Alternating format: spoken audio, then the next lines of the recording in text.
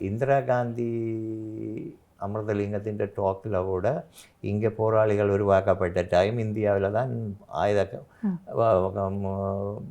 இதுகள் ட்ரைனிங்கள் எடுத்தோ இல்லாட்டி அவைகள் ஆயுதங்களை கொடுத்து கூட இந்த நாட்டில் எங்களுக்கு ஈழத்துக்கான ஒரு வரவே இந்திரா காந்தி அரசாங்கத்தில் ஒரு முன்வைக்கப்பட்ட ஒரு இது என்னென்று சொன்னால் ஒவ்வொரு இப்போ நான் சொன்ன மாதிரி அந்த இப்போ நடக்கிற அரசியல் மாதிரி அப்போ பல இயக்கங்கள் உருவாகியிருந்தது. என்ன ஆயுதத்தை எடுத்தால் தாங்கள் தான் வீரர் என்று விளக்கிட்ட காலம். அப்போ தங்களுக்குள்ளே ஆயுத பலம் வந்து விட்டது. அந்த பிரச்சனையால் தான் இந்தியாவில் இருந்த ஒரு நல்ல நம்பிக்கை அதை இழந்திருக்கிறோம். இந்தியாவிலே போய் ஆயுத குழுக்கள் சண்டை பிடித்ததால் தான் இந்தியா மக்களுக்கிடையும் ஒரு புரட்சி ஏற்படுத்தது. இவங்களுக்கெல்லாம் நாங்கள் உதவி செய்தோம், ஆயுதத்தை கொடுத்து இவங்களுக்கெல்லாம் செய்தோம், எங்கட நாட்டிலே எங்கட புரட்சி ஏற்படுத்துகிறாங்கள் ஒரு தப்பான இதை உருவாக்கினது தமிழாக்கள். அதை நாங்கள் ஏற்றுக்கொண்டே ஆகணும்.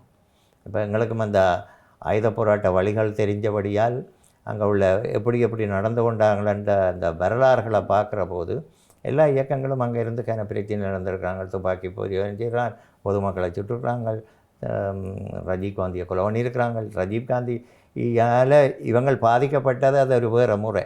அதுக்காண்டி இந்தியாவில் அப்படி ஒரு கொலையை செய்தது ஒரு சரியான தவறான. ஏன் இங்கே எங்கட நாட்டில் உள்ள தலைவர் மாதிரியே சாக்குலி இருக்கிறாங்க.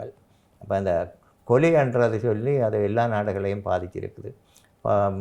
பின்லாடன் அமெரிக்காவை அடிச்சிருந்து எங்கிட்ட நாட்டை அவங்களோட பயங்கரவாத இதில் போட உடம்புங்களை தடை செய்ததுக்கு காரணமே இங்கே நாட்டில் நடந்த வித்தியாசமான கொலைகளும் அது தாக்குதல்களும் என்ன. இதை நாங்கள் புரிந்து கொள்ளணும். என்ன ஏனேன் அந்த மற்ற நாடுகளை எதிர்க்குதான்னு சொல்லி நாங்கள் உருவாக்கிய தேவையில்லாத பிரச்சனைகள் மற்ற நாடுகள் எங்களுக்கும் அமெரிக்காவில் போய் எங்களோட போராளிகள் போய் அங்கே ஒரு புரட்சி செய்யலை. ஆனால் இந்த நாட்டில் நடக்கிற கொலைகளையோ இல்லாட்டி தாக்குதல்களையோ அவங்க உன்னிப்பாக கவனித்து கொண்டா இருக்காங்க. ஆனால் உங்களுடைய சில கருத்துக்களில் நான் உடன்படுகிறேன். அதே நேரத்தில் இன்னுமொரு விடயம் நாங்கள் குறிப்பிட வேண்டி இருக்கிறது, ஒரு சர்வதேச நாடு இறைமையுள்ள இன்னுமொரு நாட்டை அது பகைக்காது.